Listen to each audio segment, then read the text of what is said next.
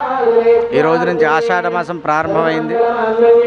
వారాహి అమ్మవారికి ఆషాఢ మాసం అత్యంత ప్రీతికరమైనటువంటి మాసం. ఈ మాసంలో శుద్ధ పాడ్యమి నుండి అనగా ఈ రోజు నుంచి శుద్ధ నవమి వరకు కూడా అమ్మవారికి వారాహి నవరాత్రులు ప్రారంభమైనాయి.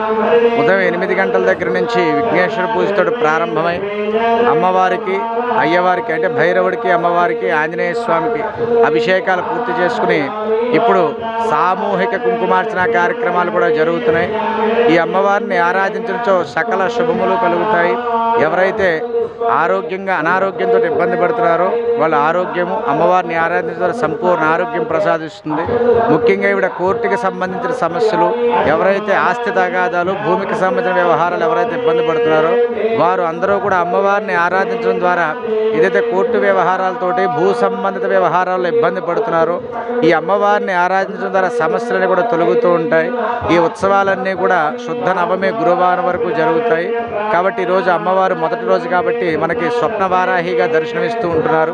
అలాగే నవరాత్రుల్లో ప్రతిరోజు సాయంత్రం కూడా అమ్మవారికి 5 గంటల దగ్గర నుంచి లలితా విష్ణు సహస్రనామ పారాయణములు, అనంతరం అమ్మవారికి పంచహారతి కార్యక్రమం, హారతి కార్యక్రమం అనంతరం లక్ష్మీ గణపతికి, వారాహి అమ్మవారికి, భైరవ స్వామికి, నవగ్రహాలకి, సమస్త దేవతలందరికీ కూడా అంగరంగ వైభవోపేతంగా ఈ యొక్క హోమ కార్యక్రమాలను కూడా ప్రారంభమవుతాయి. కాబట్టి 9 రోజుల ఉత్సవాలు జరుగుతూ ఉంటాయి.